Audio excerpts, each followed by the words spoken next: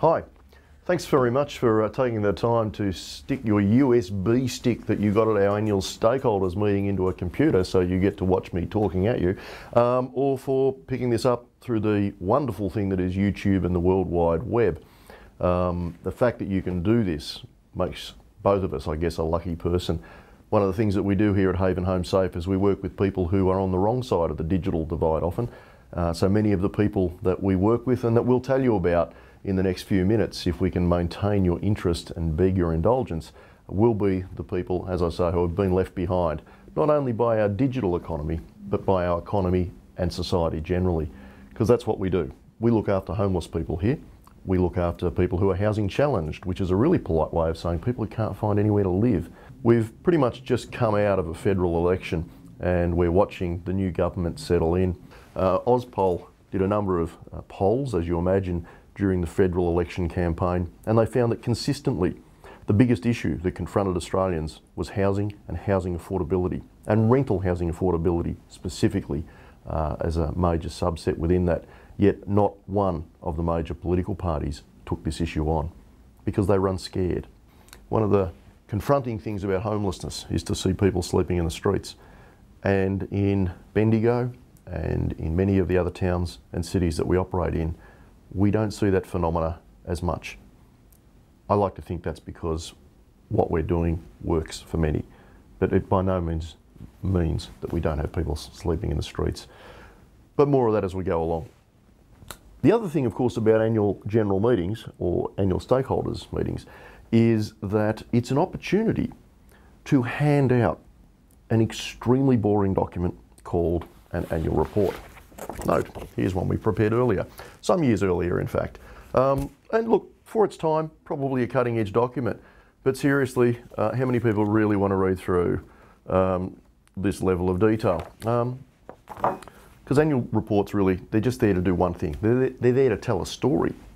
And so we've moved on from annual reports that look like a book to annual reports that actually tell a story. I thought this was a great initiative. Because at the end of the day, what we should do is tell stories about who we help, what we do. And this is a great way of doing it. But as I started off, we're in a digital world. These things cost a bomb. They cost a fortune. And they yellow up over time, they rot down over time, and frankly, I think the best use for most of them is as compost at the bottom of the chook shed. So the digital process is, I think, a much better one for all of us. We're not cutting down trees. We're just using the digital world, and most people are fairly comfortable with it. We're sitting here in the boardroom of Haven Home Safe. This is, like all boardrooms, it's the place where the big decisions get taken on a pretty regular basis. Only last night we had this room filled with directors and non-executive directors, the board. So we can talk about the things that go on behind the scenes. And the notion of a homelessness and housing agency is in essence a grassroots community organisation. I mean, that's where we started, and in a sense it's really what we are. We do our best to take money off governments, state and federal, and occasionally local, to assemble programs so that we can create something that's greater than the constituent parts to work with the people we work with. That's necessarily a complex business. We have more than 20 funded and other programs, and we also do a few things that many other grassroots community organisations don't do. We borrow money, a lot of money. We're in fact, apparently, so I'm told, and I think this is a good thing, the third biggest customer of the fifth biggest bank in the nation. That's serious business. That's a serious balance sheet. We have about $250 million worth of housing stock on our balance sheet at the moment, $250 million. We have an $80 million development running down in Carrum Downs. And we have new projects. The new philanthropically and state government funded project, which we're running out in Bendigo, a new model of housing and homelessness services provision. The first of its type, not just in Bendigo, not just in Victoria, not just in Australia, the first of its type in the world. One of the things that defines Haven Home Safe is that for now almost 20 years on the trot, we're often the first to do things. We're the first to pioneer things. We're the first to market with programs and initiatives. We have an organisation of people who, for lack of a better term, are crusaders for the cause.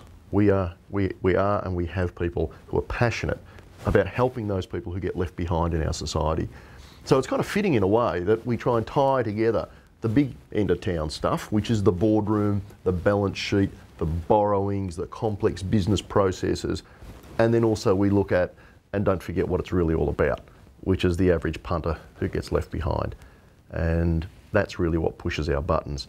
But to do this well, we have a responsibility to be as efficient as we can with what money comes our way, that is the taxpayers' money, and we take that responsibility very, very seriously. But that's only half of the money we raise. The other half of the money we raise is the income that comes from our business ventures. And that's more than half of our almost $25 million a year in recurrent revenue. So around about $10 to $12 million and growing.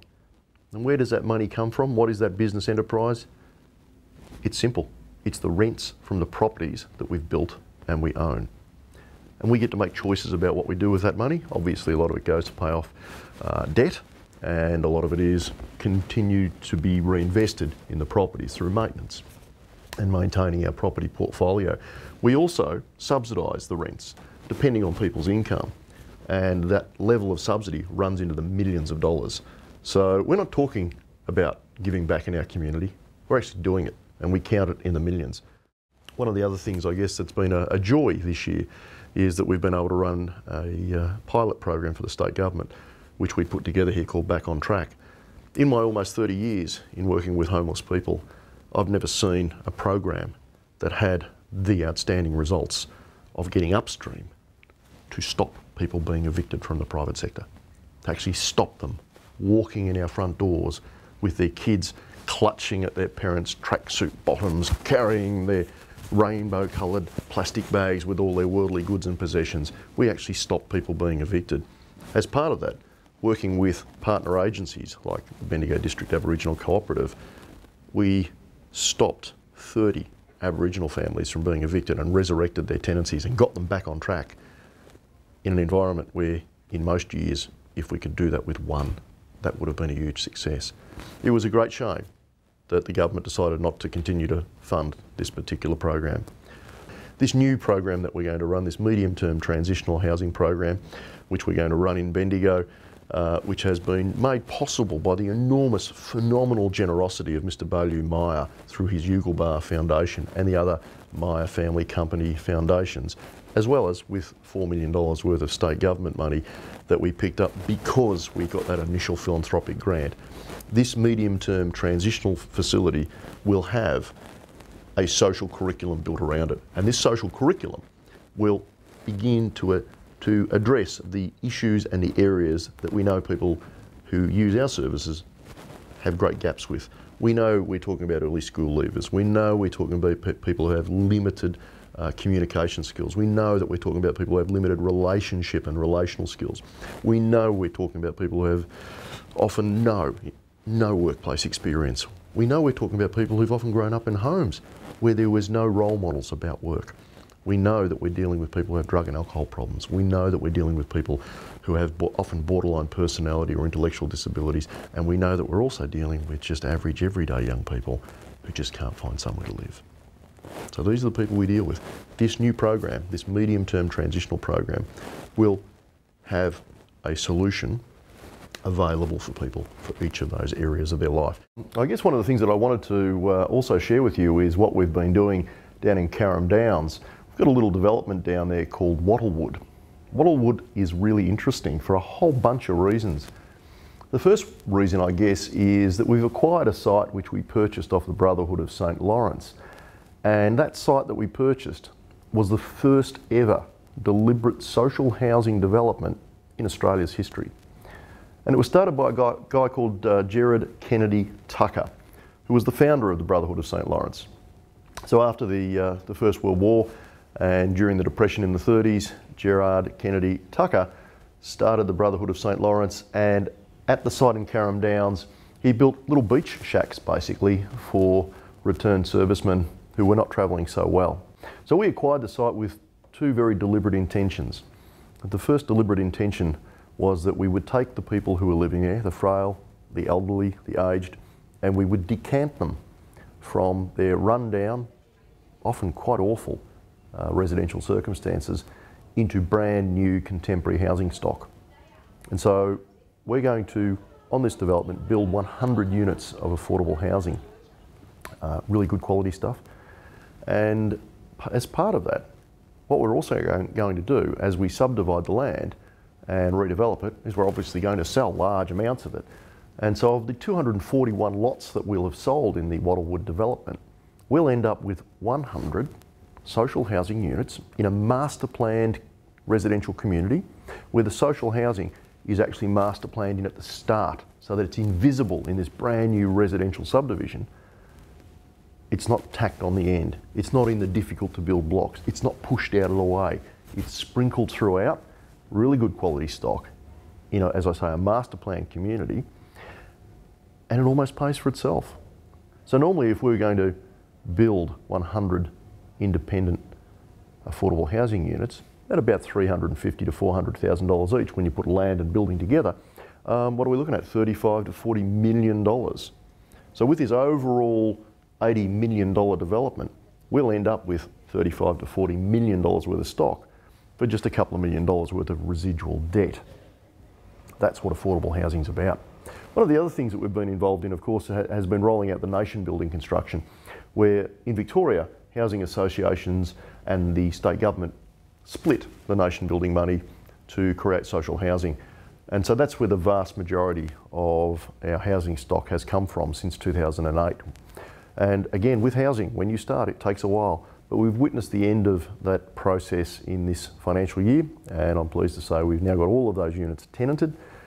We've housed more than 1,000 people and 1,000 families in the last few years, and the nation building project has been absolutely instrumental in that.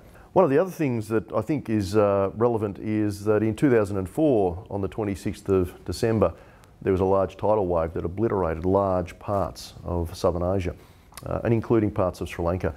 And for those of you who followed what we do for a while, you'd know that we played a part in reconstructing a part of a village called Ambalangata in Sri Lanka between Galle and Colombo. It's a beautiful place and they're beautiful people. It's a small fishing village. So as part of that rebuilding of that tsunami project that we undertook, we had some spare land at the front of the development.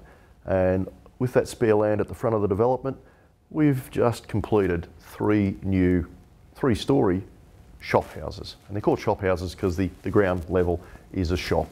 And so 3 families that have been living in what you'd only describe as renovated boxes, literally like shipping boxes, have moved off the beach and into these new homes, and they get the opportunity to create a business as well.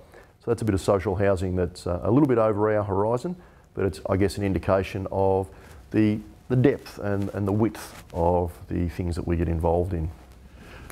So, hey Cheryl, how you going? So this is the team, as you can see. Some of the finest housing and support workers that money can't buy, frankly. Hey Claire, how you doing? We're gifted in this organisation by the people who choose to spend their day-to-day working with us. And it's a great opportunity to see every day young people predominantly, because you would have realised that most of the grey hair is sitting on my head, not the people that surround me. So young people who are dedicating their working lives to changing the lives of other people who've been left behind. So part of our role is we always have someone here who takes the role of the concierge, and excuse me, I guess by this stage you've heard enough of me talking. Hopefully you've seen a bit about the organisation, had a bit of a view behind the scenes. So I guess as we close, it's fitting to do that where we start. This is the client centre, this is the intake area. This is the first exposure that people have to our organisation mostly. And when people come through this door, we don't want to be people who sit on the other side of the desk. We want to have someone out the front. We want to have someone who's on this side of the counter who makes people welcome. Because when you come to a homelessness service for the first time, you don't know if you're in the right place. You don't know if we can help. You don't know if we even care. So if we're actually opening the door, if we're welcoming people, if we're offering them a cup of tea and a cup of coffee, before we've even had a conversation about what brings them to our door, they already know they're in the right place. They already know that there are people who are interested and people are going to take an interest. So it's fitting, I guess, as we close, to have made the acknowledgement to our staff, the fabulous people, like these two who are sitting behind me, who every day saddle up to just put the nose to the grindstone and make a difference for people for whom very few people care. But there's a whole bunch of other people behind the frontline staff. And there's our admin staff who keep the back room ticking. There's a very, very talented executive management team, and they're all stars in their own right, I might add. If you were to read any of the individual bios of my management team on our website, I think you'd be very impressed at the calibre of the individuals who have signed up to take the very difficult management role that you get in these sorts of organisations.